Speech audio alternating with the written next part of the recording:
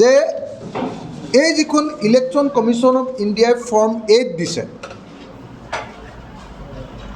8 number form, এই ফৰ্মখন fill up কৰি ইলেকশ্যন কমিশ্যনাৰ মুখ্য নিৰ্বাচনী বিষয়া অসমৰ অনুৰাগ গোয়েলে কৈছে যে আমি নমিনেশ্যন পেপাৰ ফাইল কৰাৰ দুদিনৰ আগতো যদি কোনোবাই আবেদন কৰে, দুদিনৰ আগতো যদি কোনোবাই আবেদন কৰে এই ফৰ্ম 8খন লৈ, তেতিয়াহ'লে সেই মানুহজনক তেওঁলোকে ভোট দিবৰ কাৰণে অনুমতি দিব। সেইকাৰণে মই এইকেইদিন আপোনালোকে সকলোৱে জানে মই দিল্লী আৰু মুম্বাইত আছিলোঁ বিশেষ ৰাজনৈতিক কামত। দিল্লী আৰু মুম্বাইত আমাৰ দলৰ কামত মই ঘূৰি আছিলোঁ। মই সময় পোৱা নাছিলোঁ, ডাইৰেক্টলি মুম্বাইৰ পৰা মই যোৰহাট আহিছোঁ আজি গোচৰটোত উপস্থিত হ'বলৈ। আৰু গোচৰটোত উপস্থিত হ'বলৈ আহি সেইকাৰণে পোনপটীয়াকৈ যোৰহাটৰ পৰাই মই প্ৰথমবাৰৰ কাৰণে অসমৰ ইতিহাস বদলাই দিব পৰা, অসমৰ ৰাজনীতি বদলাই দিব পৰা এই বিশেষ সংশোধনী, বিশেষ ভোটাৰ তালিকাৰ সংশোধনী বিষয়টোৰ ওপৰত ৰাইজৰ দলৰ বক্তব্য প্ৰকাশ কৰিছোঁ। মই ফৰ্ম 8খন উধৰ পৰা মুধলৈকে 3বাৰমান পঢ়িলোঁ। ফৰ্ম 8খন উধৰ পৰা মুধলৈকে পঢ়ি মই যিটো বুজি পালোঁ, বুজি পোৱা কথাটো হ'ল যে ফৰ্ম 8ৰ জৰিয়তে আমি আবেদন কৰিব লাগিব, যিবিলাকে নতুনকৈ ভোটাৰ তালিকাত নামভৰ্তি কৰিব খোজে। ফৰ্ম 8ৰ জৰিয়তে আবেদনকাৰীৰ নাম আৰু ইলেকশ্যনৰ photo identity card, EPIC number বুলি কয় যাক, সেইটো উল্লেখ কৰিব লাগে। ফৰ্ম নম্বৰ 8 অনুসৰি আবেদনকাৰীক 2টা অপশ্যন দিয়া হৈছে। অপশ্যন নম্বৰ এ অনুসৰি আধাৰ নম্বৰটো উল্লেখ কৰিব লাগে, আধাৰ নম্বৰটো উল্লেখ কৰিব লাগে, আৰু অপশ্যন নম্বৰ বি অনুসৰি আধাৰ নম্বৰ নাই বুলি ঘোষণা কৰি দিব লাগে। মই আধাৰ নম্বৰ দিবলৈ অক্ষম, কিয়নো মোৰ আধাৰ নম্বৰ নাই বুলি টিক মাৰিলেই হৈ গ'ল। ফৰ্ম 8খনত স্পষ্টকৈ লিখা আছে যে আপুনি নতুনকৈ আবেদন কৰিবলৈ হ'লে 2টাই ক্ৰাইটেৰিয়া বেচিকেলি আছে। এটা হ'ল যে আপোনাৰ আধাৰ আছেনে নাই। যদি আছে বুলি কয় তেতিয়াহ'লে আধাৰ কাৰ্ডখন চাই দিলে নতুনকৈ ভৰোৱা মানুহজনৰ নামটো যদি উত্তৰ প্ৰদেশত বা বিহাৰত নামটো আছে তেতিয়াহ'লে সেইটো ওলাই পৰিব। আধাৰ আছে বুলি ক'লে। কিন্তু আপোনালোকে নিশ্চয় সকলোৱে এইটো বস্তু জানে যে ভোট দিবৰ কাৰণে আধাৰ কাৰ্ড মেণ্ডেটৰী নহয়। সেইকাৰণে আধাৰ কাৰ্ড নাই বুলিও যদি আপুনি কয় তেতিয়াহ'লেও আপোনাক ভোট দিবলৈ দিব লাগিব। আধাৰ কাৰ্ড নাই বুলি ক'লে কি হ'ব? আধাৰ কাৰ্ড নাই বুলি ক'লে আপোনাৰ নামটো উত্তৰ প্ৰদেশ বা বিহাৰৰ ভোটাৰ লিষ্টত আছেনে নাই সেইটো কোনেও পৰীক্ষা কৰিব নোৱাৰিব। কথাটো ধৰিব পাৰিলেনে? গতিকে নিৰ্বাচন আয়োগে যিটো কথা কৈ আছে যে নহয় তেওঁ বেলেগখন ৰাজ্যত নাম কৰ্তন কৰিলেহে আমাৰ ৰাজ্যত নাম অন্তৰ্ভুক্ত কৰিম, বা চৰকাৰে যিধৰণে প্ৰপগাণ্ডা কৰি আছে যে বেলেগত নাম থকা মানুহেতো ইয়াত ভোট দিব নোৱাৰে, আৰু উত্তৰ প্ৰদেশত নামটো কাটি কোনে আহি অসমত ভোট দিবলৈ আহিব, এই বুলি যিবিলাকে কৈছে তেওঁলোকৰ কাৰণে মই হাথৰটো ভাঙি দিব খুজিছোঁ। এইটো কিমান ডাঙৰ এটা হাথৰ, মই হাথৰটো আপোনালোকক ভাঙি দিছোঁ দেই। চাব, আপোনালোকে জানে যে এই বিধি অনুসৰি ফৰ্ম 8 যিখন উলিয়াইছে তাৰ বিধি অনুসৰি, যিটো বিধিৰ অধীনত এই ফৰ্ম 8 উলিওৱা হৈছে, যে কোনোবা এজন কেণ্ডিডেটবিলাকে নমিনেশ্যন পেপাৰ দাখিল কৰাৰ দুদিনৰ আগলৈকে বুলি কৈছে। তাৰমানে আগমুহূৰ্তলৈকে যদি কোনোবাই এপ্লিকেশ্যন দিয়ে তেতিয়াহ'লে তেওঁৰ নাম নতুন ভোটাৰ তালিকাত ভৰাব লাগিব। এইটো হ'ল নিয়ম। এতিয়া ধৰক এজন মানুহে উত্তৰ প্ৰদেশৰ নিৰ্বাচন কোন চনত হৈছিলে? 2021 হৈছিলে নে 20 হৈছিলে? নহয়, 21 পিছত হৈছিলে। উত্তৰ প্ৰদেশৰ নিৰ্বাচনত ভোট দিলে, বিধানসভাৰ নিৰ্বাচন ভোট দি শেষ হ'ল। তাৰপাছত তেওঁৰ নামটো আধাৰো আছে আৰু তেওঁ সেইটো উত্তৰ প্ৰদেশত ভোটটো দি শেষ হৈ গ'ল। তেওঁ এইবাৰ বিহাৰত ভোট আহিলে। কোন চনত? 2025 বিহাৰত ভোট আহিলে। 2025 যেতিয়া ভোট আহিলে, 2025 ভোট আহোঁতে তেওঁ উত্তৰ প্ৰদেশৰ আধাৰখনো দেখুৱালে, কিন্তু ক'লে যে মই এতিয়া বিহাৰত থাকোঁ, গতিকে মোক বিহাৰত ভোট দিবলৈ দিব লাগে। 2025 বিহাৰত তেওঁ ভোট দিলে। উত্তৰ প্ৰদেশত তেওঁ ভোটটো কাটি দিলে। কাৰণ এপিক নাম্বাৰটো দিব লাগে নহয়, সেই এপিক নাম্বাৰটো দি দিছিলে। তেওঁ সেইটো নামটো দিওঁতে ইলেকশ্যন ফটো আইডেণ্টিটি কাৰ্ড যে পালে, তাত কি কৰিলে যে তেওঁ ক'লে যে ঠিক আছে, তেওঁ কৈ দিলে, ঘোষণা কৰি দিলে ফৰ্ম 8ত যে নহয়, মোৰ উত্তৰ প্ৰদেশত ভোট আছিলে, মোক উত্তৰ প্ৰদেশত ভোট নালাগে। দুদিনৰ আগত আহিলেও হ'ব, মাত্ৰ এটা এড্ৰেছ লাগে, হয়নে? BLO বিলাকৰ লগত যোগাযোগ কৰিলে মানে এড্ৰেছ এটা চৰকাৰে মানে এড্ৰেছ এটা কৰি দি BLOক কৈ দিলে হ'ল, এইটোকেইটা আমাৰ লিষ্ট দে, এটা পাছ কৰি দিবি। BLO চৰকাৰৰ মানুহ, গতিকে চৰকাৰেতো কৈ দিলে মানে কৈ দিব যে ঠিক আছে, এওঁলোকৰ এড্ৰেছ আছে। এড্ৰেছটো চালে ঠিক আছে, এড্ৰেছ আছে, বাছ। বা সেই দুদিনৰ আগত আহিলেই জানিবা, তাত থাকিও ল'লে কিনো অসুবিধা আছে এইটো? এড্ৰেছটো পাছ কৰাই ল'লে। তেওঁৰ নামটো এবাৰ ক'ত সোমালে? বিহাৰৰ বিধানসভা নিৰ্বাচনত ভোট দিবৰ কাৰণে বিহাৰৰ ভোটাৰ তালিকাত সোমাই গ'ল। বিহাৰত ভোট তেওঁ দিলে, উত্তৰ প্ৰদেশত দিছিলে, এইবাৰ বিহাৰত দিলে। বিহাৰত ভোট দি শেষ হ'ল। এইবাৰ ভোট ক'ত আহিলে? অসমত। এইবাৰ তেওঁ বিহাৰৰ ইলেকশ্যনৰ যিটো এড্ৰেছ আছিলে, সেই এড্ৰেছটো ব্যৱহাৰ কৰি এইবাৰ অসমত তেওঁ এপ্লিকেশ্যন কৰিলে যে মই অসমত থাকোঁ, গতিকে মোক অসমত ভোট দিবৰ কাৰণে মোৰ নামটো সোমোৱা নাছিলে, কৰ্মসূত্ৰে মই অসমত আছোঁ, গতিকে ইয়াত লেবাৰ কৰি আছোঁ, কিবা কৰি আছোঁ, যিকোনো এটা কথা ক'লেই হৈ গ'ল। কৰ্মসূত্ৰে মই ইয়াত অসমত আছোঁ, গতিকে অসমত ভোট দিবৰ কাৰণে মোক ভোটত নাম অন্তৰ্ভুক্ত, ভোটাৰ কাৰ্ডত নাম অন্তৰ্ভুক্ত কৰিব লাগে। তেওঁ তেতিয়া বিহাৰৰ নামটো কৰ্তন কৰি দিলে। তেওঁ আধাৰ নেদেখুৱালে নাম কৰ্তন নকৰিলেও হ'ব, আধাৰ নাই বুলি কৈ দিলে হৈ গ'ল। যদি আধাৰ আছে তেতিয়াহ'লে তেওঁ বিহাৰত নামটো কাটি দিলে, হ'লনে? বিহাৰত নামটো কাটি অসমত নামটো ভৰাই দিলে। অসমত ইলেকশ্যনত ভোট দিলে। মাৰ্চ বা এপ্ৰিলত আমাৰ ভোট হ'ল। ফাৰ্ষ্ট ফেজ হ'লে মাৰ্চত দিলে, ছেকেণ্ড ফেজ হ'লে এপ্ৰিলত দিলে। হৈ গ'ল, তেওঁ এপ্ৰিলত দি শেষ হৈ গ'ল। শেষ হৈ দি তেওঁ যেতিয়া শেষ হৈ গ'ল, এইবাৰ তেওঁ আকৌ উত্তৰ প্ৰদেশলৈ গ'ল। এইবাৰ তেওঁ উত্তৰ প্ৰদেশলৈ গ'ল।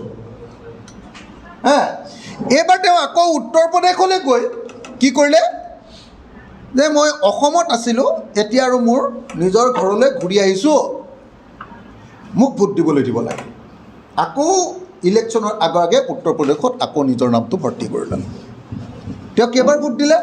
উত্তৰ প্ৰদেশত, বিহাৰত, অসমত, দৰকাৰ হ'লে পশ্চিমবংগতো একচাট মাৰি থৈ যাব পাৰিব, হয়নে? তাৰপিছত তেওঁ উত্তৰ প্ৰদেশত ভোট দিব। এইটো এটা ভয়ংকৰ নিৰ্বাচনৰ ভোটাৰ তালিকাত নাম অন্তৰ্ভুক্তিকৰণৰ এই যিটো বিধি, এই বিধিটো এটা ভয়ংকৰ বিধি। আগতে বিজেপি চৰকাৰ নাছিলে কাৰণে, মানে ষড়যন্ত্ৰকাৰী 2 নম্বৰী বুদ্ধি থকা বিজেপি চৰকাৰ নাছিলে কাৰণে হয়তো আগতে 2 নম্বৰটো কেনেকৈ কৰিছিলে, আগতে হয়তো অকল মৰা মানুহজনৰ নামতহে কোনোবাই ভোট দি দিয়ে।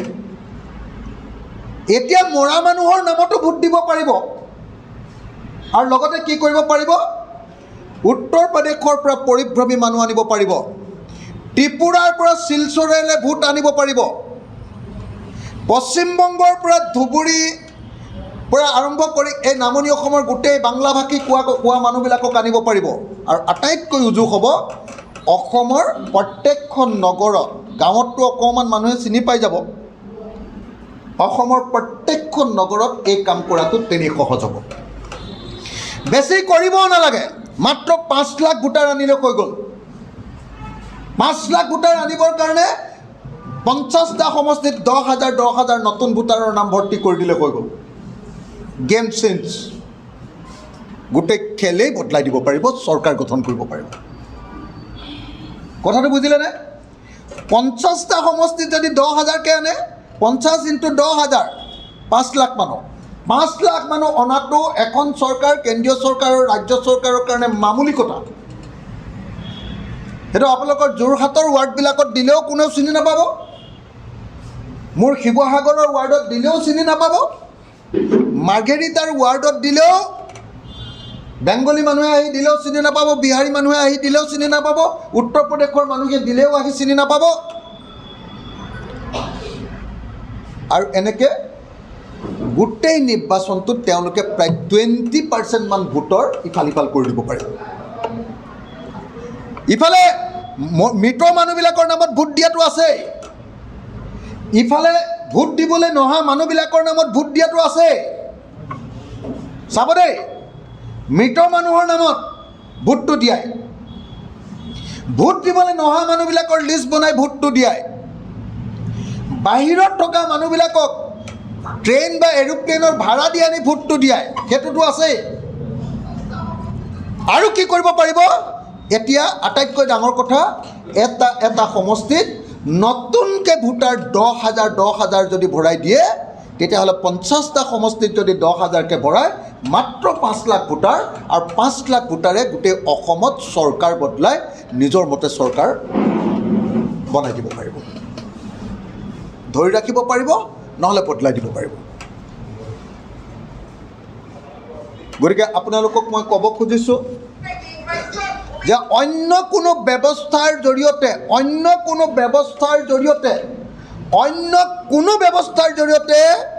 এই ভয়ংকৰ ভোট চুৰিৰ ঘটনা, এই ভয়ংকৰ ভোট ডকাইতিৰ ঘটনা, এই ভয়ংকৰ ইলেকশ্যনক কি কৰা, এইটো অপহৰণ, ইলেকশ্যনৰ ফলাফলক সম্পূৰ্ণৰূপে অপহৰণ কৰাৰ ঘটনা কোনোপধ্যে প্ৰতিৰোধ কৰা সম্ভৱপৰ নহয়।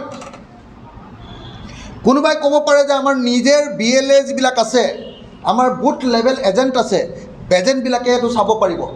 এজেণ্টে চালেও কোনো কাম নাই, যদি তেওঁলোকে ইয়াতে চালেও কোনো কাম নাই, লিগেলি এই মানুহবিলাকে আহিব পাৰিব, লিগেলি ভোট দি যাব পাৰিব, লিগেলি তেওঁ এবাৰ উত্তৰ প্ৰদেশত, লিগেলি তেওঁ এবাৰ বিহাৰত, লিগেলি তেওঁ এবাৰ অসমত, লিগেলি তেওঁ পশ্চিমবংগত, আৰু লিগেলি তেওঁ আকৌ উত্তৰ প্ৰদেশত ভোট দি এটা চাৰ্কুলত 5 বছৰৰ ভিতৰত তেওঁ 5খন ৰাজ্যত ভোটত জিকাই থৈ আহিব পাৰে। আৰু তেনেকুৱা RSS আৰু BJPৰ কেডাৰ আছেই। আজি ত্ৰিপুৰাত চৰকাৰ চলি আছে, ত্ৰিপুৰাৰ পৰা বৰাক উপত্যকালৈ বাঙালী মানুহ কেইজনমান অনাত কিবা অসুবিধা আছে নেকি আপুনি কওক? আপুনি নিজে ভাবক। পশ্চিমবংগৰ পৰা নামনি অসমলৈ মানুহ অনাত কিবা অসুবিধা আছে নেকি আপোনালোকে নিজে ভাবক। উত্তৰ প্ৰদেশ, বিহাৰ, হাৰিয়ানাৰ পৰা অসমৰ নগৰবিলাকৰ কাৰণে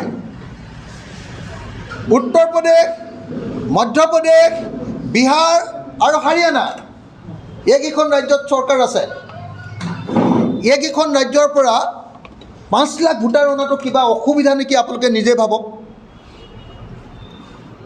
আমাৰ যোৰহাটত, আমাৰ শিৱসাগৰত, আমাৰ গোলাঘাটৰ টাউনত কোনে চিনি পাব? হয়, আমাৰ ভাড়াঘৰত আছে বুলি কৈ দিলে হৈ গ'ল ন কাহিনীটো। আৰু চবৰে নিজৰ নিজৰ বুথ কমিটিৰ সভাপতি, সম্পাদক, মেম্বাৰ আছে নিজৰ দলৰ BJPৰ, তেওঁলোকে ক'ব হয় এওঁলোকৰ ঘৰত থাকে নহয়, আমাৰ ঘৰতে থাকে বুলি কৈ দিলে কিনো কৰিব পাৰিব, আমাৰ ঘৰত থাকে এনেকৈ কৈ দিব বুথ কমিটিৰ সভাপতিজনে। আৰু তাতনো কোন থাকিব? আপোনালোকে সকলোৱে জানে পুলিং এজেণ্টজনে থাকিব, বাকীটো চৰকাৰী বিষয়া, প্ৰব্লেমে নাই। গতিকে এইটো এটা ভয়ংকৰ ষড়যন্ত্ৰ ৰচনা কৰিছে BJP দলে। মই আকৌ কৈছোঁ, এটাতো মেচিনত কি গণ্ডগোল কৰিব পাৰে নোৱাৰে মই এতিয়ালৈকে নাজানো। ভোটাৰ তালিকাৰ কি ৰাহুল গান্ধীয়ে দেখুৱাই আছে যে ভোটাৰ তালিকাত কেনেকুৱা ধৰণৰ কেলেংকাৰী হ'ব পাৰে, সেইটো এটা অত্যন্ত গুৰুত্বপূৰ্ণ বিষয়। কিন্তু এতিয়াৰ যিটো সংশোধনী, এই সংশোধনীটো সাংঘাতিক মাৰাত্মক, যাক ইংৰাজীত গেম চেঞ্জিং বুলি কয়। সম্পূৰ্ণৰূপে নিৰ্বাচন দখল কৰি ল'ব পৰা এটা কাৰবাৰ, সম্পূৰ্ণৰূপে গোটেই দৃশ্যপট বদলাই দিব পৰাৰ, নাটক বদলাই দিব পৰাৰ, থিয়েটাৰ বদলাই দিব পৰা, চিনেমা বদলাই দিব পৰা, ঘটনা বদলাই দিব পৰা এটা কাম। মাত্ৰ 5 লাখ ভোটাৰ লাগে। এটা সমষ্টিত 10,000কৈ পঠিয়াই দিওঁ, 10,000 বাদ দিয়ক, কোনোবা সমষ্টিত 2,000 মানুহ ভৰাব পাৰিলেতো ইলেকশ্যনত বহু ঠাইত জিকি যাব। গতিকে এইটো এটা ভয়ংকৰ ঘটনা সংঘটিত হৈছে। মই ভাবোঁ যে ইয়াৰ কাৰণে বিৰোধী দলবিলাকে, আমাৰ নিচিনা সৰু দলবিলাকে নহয়, আচলতে কংগ্ৰেছ বা অল ইণ্ডিয়া লেভেলৰ যিবিলাক ডাঙৰ ডাঙৰ পাৰ্টি আছে, তেওঁলোকে আচলতে সুপ্ৰিম কোৰ্টৰ আপোনাৰ যিটো কি কয় কনষ্টিটিউশ্যনেল বেঞ্চত এইটোক চেলেঞ্জ কৰিব লাগিব। নহ'লে অন্য কোনো উপায়েৰে এইটোৰ পৰা উদ্ধাৰ হোৱাৰ কোনো ৰাস্তা নাই। সুপ্ৰিম কোৰ্টত চেলেঞ্জ কৰিব লাগিব এইটো, আৰু তাৰপাছত সুপ্ৰিম কোৰ্টত চেলেঞ্জ কৰি এই বিধিটো সলাব লাগিব। এই বিধিটো সলাব লাগিব যে এখন ৰাজ্যত সেই ৰাজ্যখনৰ ভোটাৰে বিধানসভাখন তৈয়াৰ কৰে। অসমৰ মানুহে অসমৰ বিধানসভাখন কেনেকুৱা কৰিব তাৰ স্বপ্ন অসমীয়া মানুহে দেখে। উত্তৰ প্ৰদেশৰ পৰা 10,000 বা বিহাৰৰ পৰা 2,000, কানপুৰৰ পৰা 2,000, নাগপুৰৰ পৰা 1,000 মানুহ আহি এটা সমষ্টিত যদি ভোট দি অসমীয়া মানুহৰ ভাগ্য বদলাই দিব পাৰে, তেতিয়াহ'লে এই নিৰ্বাচনৰ কিবা অৰ্থ থাকিবনে? গতিকে বিজেপিয়ে বৰ্তমানৰ নিৰ্বাচনী ব্যৱস্থাটোক প্ৰশাসন অৰ্থহীন এটা ব্যৱস্থাত পৰিণত কৰি পেলাইছে। আৰু সেইকাৰণে মই ভাবোঁ এই ব্যৱস্থাটোৰ বিৰুদ্ধে আমি সকলো বিৰোধী দলে ঐক্যবদ্ধভাৱে প্ৰতিবাদ গঢ়ি তুলিব লাগে। মই আজি যোৰহাট প্ৰেছ ক্লাবৰ এই সংবাদমেলৰ পৰা আমাৰ বিৰোধী ঐক্য মঞ্চৰ সকলো দলৰ প্ৰতি বিনম্ৰভাৱে অনুৰোধ জনাইছোঁ, ৰাজহুৱা অনুৰোধ জনাইছোঁ যে অতি সোনকালে আমি বিৰোধী দলসমূহে নিৰ্বাচন আয়োগৰ এই কাৰ্যৰ বিৰুদ্ধে দুটা কাম কৰিব লাগে।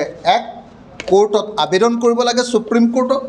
নাম্বাৰ 2, আমি ইয়াৰ বিৰুদ্ধে ব্যাপক ৰূপত জনমত গঠন কৰি এটা প্ৰতিবাদী কাৰ্যসূচী কৰি আন্দোলনৰ ৰূপ দিব লাগিব। এই গোটেই ঘটনাটোত অসমৰ জাতীয় সংগঠনবিলাকৰ এটা ব্যাপক ভূমিকা থাকিব লাগিব। সদৌ অসম ছাত্ৰ সন্থাৰ মূল কথাটোৱে আছিলে যে অসমৰ খিলঞ্জীয়া মানুহৰ নামেৰে ভোটাৰ তালিকাত থাকিব লাগিব। এতিয়া অসমৰ বাহিৰৰ মানুহে গোটেই অসমৰ নিৰ্বাচনটো নিয়ন্ত্ৰণ কৰিব। এইটোৱে হ'ল এই বিজেপি চৰকাৰৰ ফৰ্ম 8ৰ জৰিয়তে কৰা গেম চেঞ্জিং প্লেন। গতিকে সদৌ অসম ছাত্ৰ সন্থা, অসম জাতীয়তাবাদী যুৱ ছাত্ৰ পৰিষদ, কৃষক মুক্তি সংগ্ৰাম সমিতি, ছাত্ৰ মুক্তি সংগ্ৰাম সমিতি আৰু অন্যান্য জাতীয় আৰু জনগোষ্ঠীয় প্ৰত্যেকটো সংগঠনে যিবিলাকে নিজৰ জাতিটোৰ কাৰণে লাগ লাগ মাতে, যিবিলাকে নিজৰ জাতিৰ অস্তিত্বৰ কাৰণে মাত মাতে, যিবিলাকৰ অসমৰ ৰাজনৈতিক ভৱিষ্যত বাহিৰৰ মানুহৰ হাতত পঠিয়াই দিয়াটো নিবিচাৰে, তেওঁলোক সকলোৱে ঐক্যবদ্ধ হৈ এইটো গণ আন্দোলনত পৰিণত কৰিব লাগিব। মই কথাটো ভালকৈ ব্যাখ্যা কৰিব পাৰিছোঁ নে নাই নাজানো।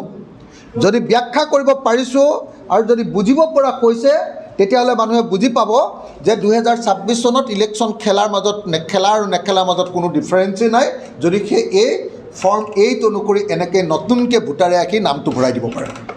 উত্তৰ প্ৰদেশ, বিহাৰ, কানপুৰ, নাগপুৰ, মধ্যপ্ৰদেশৰ পৰা আহি, গুজৰাটৰ পৰা আহি গোটেই যদি এনেকৈ নামটো ভৰাই দিব পাৰে।